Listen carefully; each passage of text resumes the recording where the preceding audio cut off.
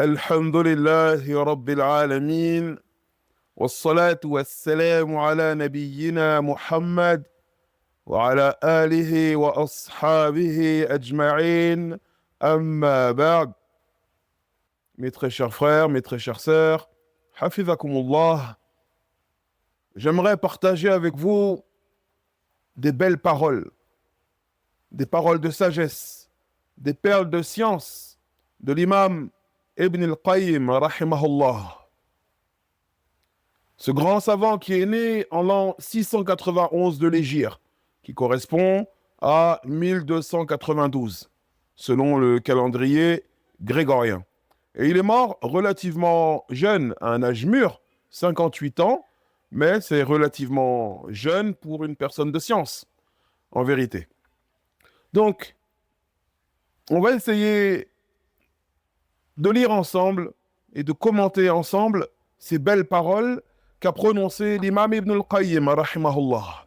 Et avant de commencer, on a dit que c'était un savant notamment dans le tafsir, dans l'explication des sens des versets du noble Coran, et également dans le fiqh, la jurisprudence islamique, également dans l'interprétation des paroles, des faits et des actes du messager d'Allah, alayhi salatu wassalam, un savant dans la sunna, également un savant dans la langue arabe, et enfin un savant dans la spiritualité musulmane, dans tout ce qui touche aux sciences du cœur.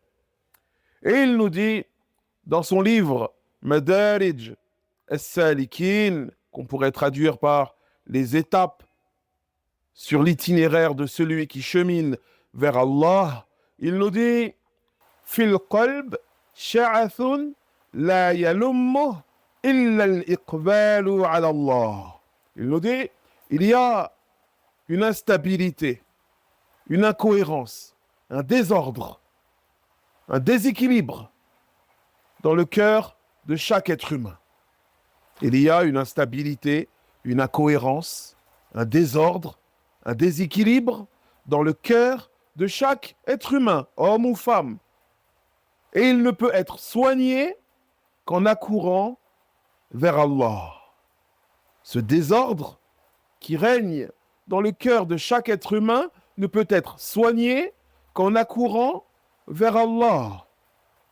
Que signifie al-iqbalu ala Allah, le fait d'accourir vers Allah?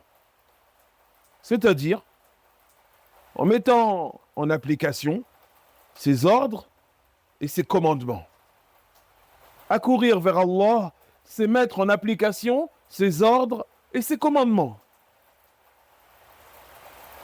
Faire ce qu'il nous a ordonné, nous écarter des choses qu'il nous a interdites. Cheminer sur la voie qu'il a tracée.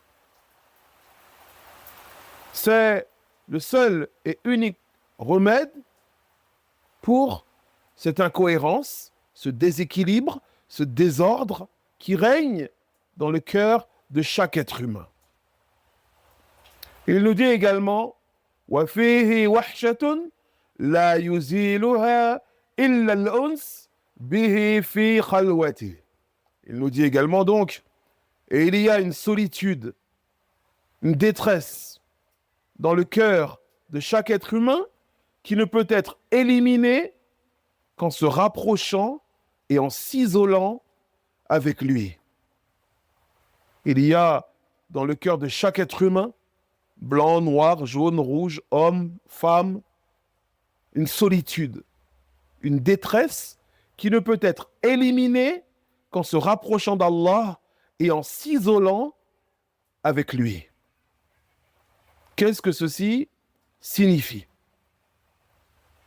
C'est-à-dire le fait que le croyant, homme ou femme, se réserve des moments de recueillement, qu'il se réserve des moments de méditation au sujet d'Allah, au sujet des bienfaits d'Allah, subhanahu wa ta'ala, qu'il se réserve des moments d'invocation, de prière, de lecture du noble Coran, des moments où il est seul avec Allah, subhanahu wa ta'ala. Et seul cet isolement avec Allah, seuls ces moments que tu vas réserver à ton Seigneur, eh bien, vont éliminer cette solitude, cette détresse qui se trouve dans le cœur de chaque être humain. Il nous dit également وَفِيهِ حُزْنٌ لَا يُذْهِبُهُ إِلَّا السُّرُورُ بِمَعْرِفَتِهِ وَصِدْقِ مُعَامَلَتِهِ. Il nous dit également, il y a dans le cœur de chaque être humain une tristesse qui n'est soulagée que par la joie de connaître Allah et le fait d'être véridique avec lui dans nos actes, dans nos actions, dans nos œuvres. Il y a dans le cœur de chaque être humain une tristesse. Et cette tristesse, la seule chose qui peut la consoler, la seule chose qui peut la soulager, c'est la joie de connaître Allah subhanahu wa ta'ala et le fait d'être véridique avec lui dans nos actions. Et connaître Allah, c'est bien sûr le connaître par ses noms magnifiques et ses qualités divines, ses attributs de perfection, tels qu'il s'est décrit lui-même dans le noble Coran, ou tel que l'a décrit son messager, sallallahu alayhi wa sallam. Quant à la véracité, as-sidq, c'est le fait de se soumettre pleinement et entièrement à lui en proclamant par nos langues, nos cœurs et nos actes qu'il est notre Seigneur. Et c'est le fait d'être cohérent avec tout cela. C'est lui, le Seigneur des cieux et de la terre. C'est donc lui qui mérite qu'on lui manifeste une dévotion exclusive. Il nous dit également, rahimahullah, l'imam Ibn al-Qayyim, وَفِيهِ قَلَقْ لَا يُسَكِّنُهُ إِلَّا الْاجْتِمَاعَ عَلَيْهِ وَالْفِرَارُ مِنْهُ إِلَيْهِ. Il nous dit, il y a également dans le cœur de l'être humain une anxiété, un souci qui ne peut être soulagé qu'en rencontrant Allah, en fuyant de lui vers lui. En fuyant de lui vers lui. Tu fuis Allah en te réfugiant auprès d'Allah. Al-firaru min Allah ila Allah. C'est-à-dire que tu fuis sa colère, son châtiment, qui sont dus à nos fautes, à nos péchés, à nos désobéissances. Tu fuis tout cela, la colère d'Allah, le châtiment d'Allah, en te réfugiant dans l'obéissance à Allah, dans l'obéissance à ses ordres et ses commandements. Et c'est ainsi que cette anxiété, que ce souci qui se trouve dans le cœur de chaque être humain peut être soulagé. Il nous dit وَفِيهِ فَاقَةٌ لَا يَسُدُّهَا إِلَّا مَحَبَّتُهُ وَالْإِنَابَةُ إِلَيْهِ وَدَوَامُ ذِكْرِهِ وَصِدْقُ الْإِخْلَاصِ لَهُ. Et il nous dit, il y a dans le cœur de l'être humain un manque, un vide, un trou qui ne peut être comblé que par l'amour d'Allah. En aimant Allah, en revenant vers lui, humble et repentant, en l'invoquant sans cesse, en lui vouant un culte pur, exclusif. Il y a un vide dans le cœur de chaque être humain. Il y a un manque, il y a un trou dans le cœur de chaque être humain qui ne peut être comblé que par l'amour d'Allah. Le fait que tu aimes Allah sincèrement, authentiquement, véridiquement.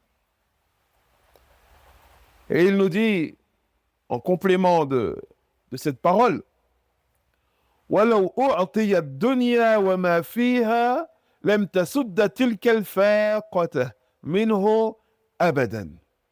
Il nous dit, et quand bien même ce bas monde était possédé, et tout ce qu'il contient, c'est-à-dire quand bien même une personne posséderait ce bas monde et tout ce qu'il contient, comme plaisir, comme délice, comme réjouissance, comme richesse, comme haute fonction et honneur, comme position sociale d'exception, comme villa, comme voiture de luxe, comme nourriture rare et raffinée, comme vêtements de luxe, etc., etc., etc. Combien même la personne posséderait la terre entière et tout ce qui se trouve sur terre comme parure, eh bien, ceci ne comblerait pas ce vide qui se trouve dans le cœur de chaque être humain.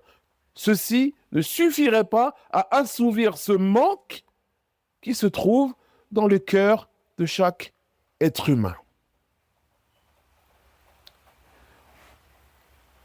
Mes très chers frères, mes très chères sœurs, en résumé, le cœur humain,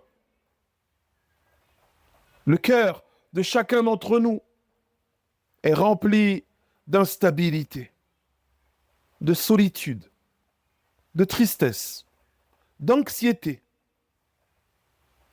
Le cœur de chacun d'entre nous est rempli d'un vide profond. Et ces états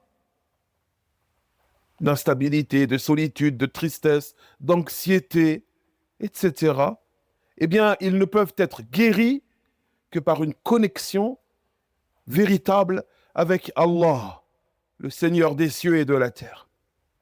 À travers l'obéissance à ses commandements et le fait de s'écarter des choses qu'il a interdites, à travers la prière, la méditation, la lecture du noble Coran et l'amour sincère pour Allah, subhanahu wa ta'ala. Et la parole de cet imam, ce grand savant Ibn al-Qayyim, rahimahullah, elle souligne une chose également, et c'est que les richesses et les biens matériels de ce bas monde ne pourront jamais combler le vide qui se trouve dans le cœur de l'être humain. Et c'est pour cela que tu vois ces personnes qui sont déjà très riches et qui sans cesse courent après l'argent, sans cesse courent après les richesses. Pourquoi? Parce qu'elles ne sont jamais satisfaites.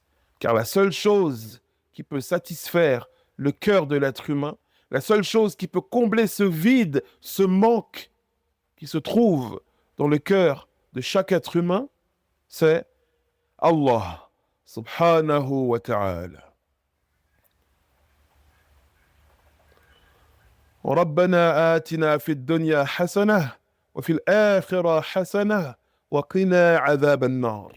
Et on demande à Allah de nous accorder, ainsi qu'à vous-même, ainsi qu'à nos proches et vos proches également, une belle part dans cette vie d'ici-bas, ainsi qu'une belle part dans l'au-delà, et on lui demande de nous préserver du châtiment de l'enfer.